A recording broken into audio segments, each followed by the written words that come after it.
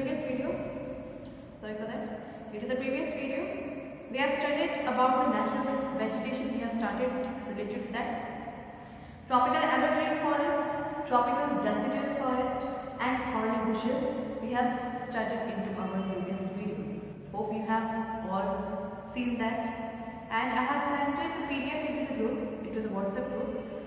Write it down into your copy, click the pictures, make the PDF and send it into the WhatsApp group of class 6 SST.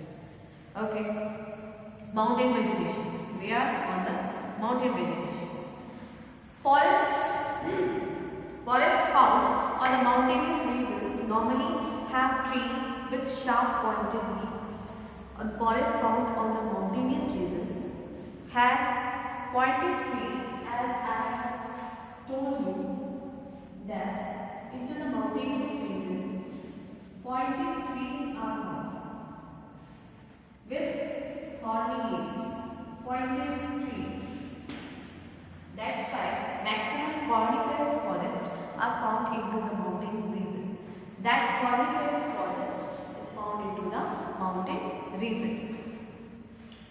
These forests are called coniferous forests, which have the leaves, which have thorny leaves, and at the top point they are just like cone.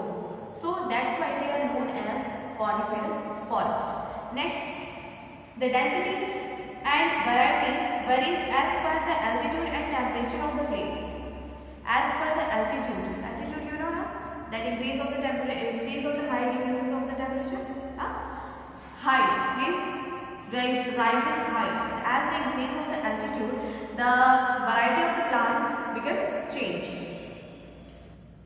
Coniferous forests are located at a higher altitude and precipitation in coniferous forests varies from 300 to 900 millimeter annually. Okay, precipitation means what they conserve, what they observe in the coniferous forest, that is about 300 to 900 millimeter annually. They are found in the areas which experience long and severe winters. These type of plants are found in the areas which experience long and severe winter. Okay, into the mountain areas.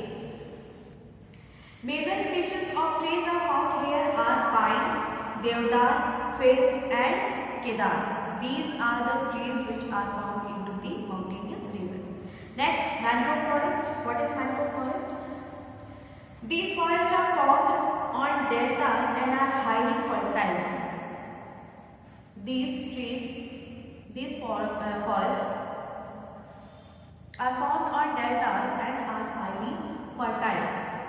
Means they are also called tidal forest.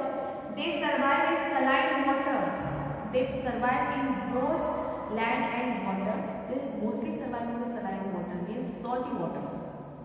Such forests are found in the Ganga Brahmaputra Delta basin, such as Sundarban Delta, Sundarban trees.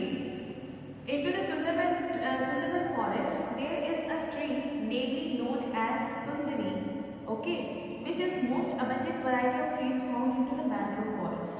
Okay, this is the variety of tree which is found into the mangrove forest. Next, what are the importance of the forest? We need to know about that. Forests are the lungs of the earth. As we know that forests are the lungs of the earth.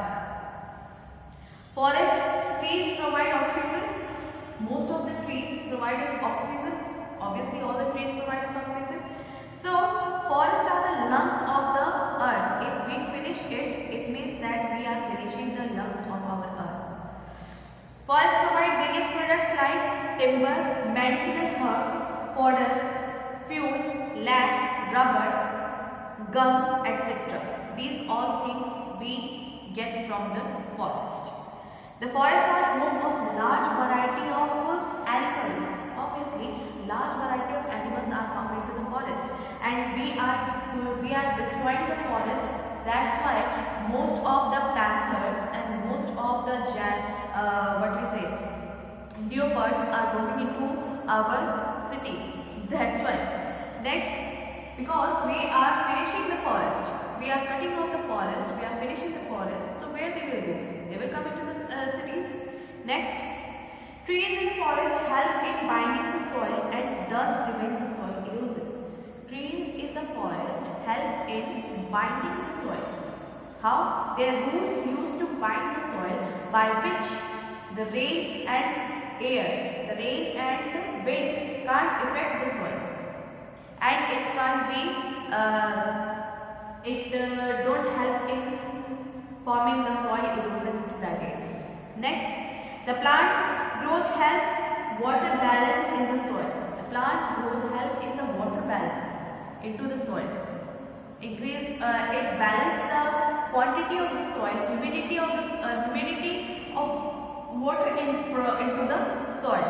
So plants used to help them. Next one, conservation of forest. What is the conservation of forest? We are going to get up to know about this. Conservation of forest. Forests and plants are essential for life on the earth. Forests and plants are essential for many life on the earth.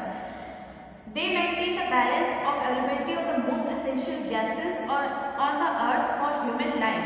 Cutting down a forest can cause the reduction of the oxygen. Cutting down a forest or making fire, burning the forest, it reduces the capacity of the oxygen which is forming into the earth. While the plants are one part of the environment, the animal world which thrive in these phases are equally important for the plant to maintain the cycle of the life.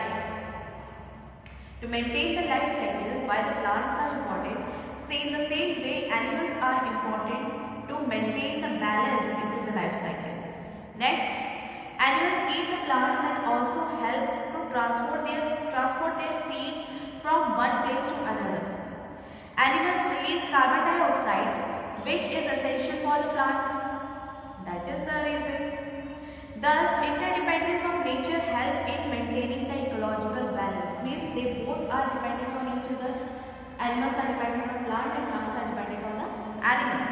So they both are dependent on each other. That's why the balance is necessary. Forest is necessary for us. So this is up to this. Into the next video we will get to know about the wildlife, preservation of wildlife, and what are the